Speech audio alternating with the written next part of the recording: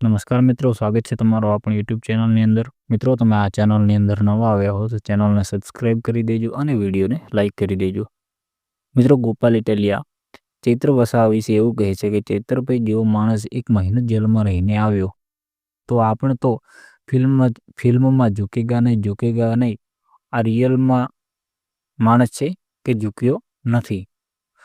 નહીં તો ફિલ્મમાં તો એવું હોય કે હીરોને એવું કહે જે ડાયરેક્ટર હોય કે તારા આટલો ડાયલોગ બોલવાનો છે કે ઝૂકેગા નહીં, તો એ તો ડાયલોગ બોલીને છૂટો થઈ જાય છે. અને રિયલ લાઈફમાં ખબર પડે કે ઝૂકેગા નહીં કોને કહેવાય. અને આ માણસ એવો છે કે એક વખત ભાજપવાળાને પણ ઝુકાવી નાખ. અને રિયલ લાઈફમાં તો હીરો એક ઝૂકી જાય જો ભાજપવાળા ખૂબ ઉપાડી લેતો. અસલ ઝૂકેગા નહીં કોઈ હોય તો એ ચૈત્રભાઈ વસાવા જ છે, જે જેલમાં જઈને આવ્યા છે. એમને ઝુકાવવાની કોઈના બાપના તાકાત નથી. એટલે આપણે કહી શકીએ કે એવડી મોટી ઈડી CBIની સેના આવે તો પણ આપણા દિલમાં સત્ય છે અને આપણા વિચારોમાં પ્રામાણિકતા છે. અને આપણા નેતા અરવિંદભાઈ કેજરીવાલ છે એટલે આપણે આ લડાઈ જીતવાની છે.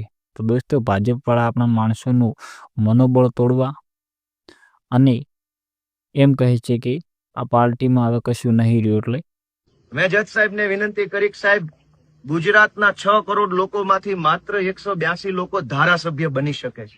કરોડો લોકોનું સપનું હોય છે ધારાસભ્ય બનવાનું, નથી બની શકતા. ચૈતર વસાવાને આદિવાસી સમાજે પૂરી તાકાતથી સંપૂર્ણ બહુમતીથી ધારાસભ્ય બનાવ્યા છે. હવે કઈ છાપ ઉભી કરવાની બાકી રહી ગઈ છે? ગલાસ માર્યો. પોલીસ એવું કહે છે કે પોતાની અલગ છાપ ઉભી કરવા માટે ગલાસ માર્યો. તો કઈ છાપ ઉભી કરવાની છે? ધારાસભ્ય બની ગયા છે. ગુજરાતના જે 182 મહત્વના જે લેજિસ્લેટર્સ છે એમાંથી એક તો બનેલા છે. એની છાપ છે, ગુજરાતના યુવાનોના મન ઉપર છાપ છે, આદિવાસી સમાજની અંદર એક છાપ છે.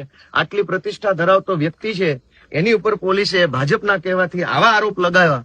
એ બધા જ આરોપોનો અમે જડબાતોડ દલીલ સાથે તર્કબદ્ધ જવાબ આપ્યો છે. પોલીસે આવા હાસ્યાસ્પદ કારણો રજૂ કર્યા છે, વાહિયાત કારણો રજૂ કર્યા છે.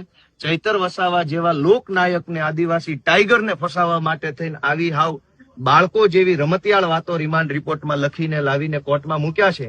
એના ઉપરથી સાબિત થાય છે કે આખી ઘટના ઉપજાવી કાઢવામાં આવી છે. આવી કોઈ ઘટના બની નથી. ચૈતર વસાવા ફરિયાદ આપવા ગયાની ફરિયાદ લીધી નથી.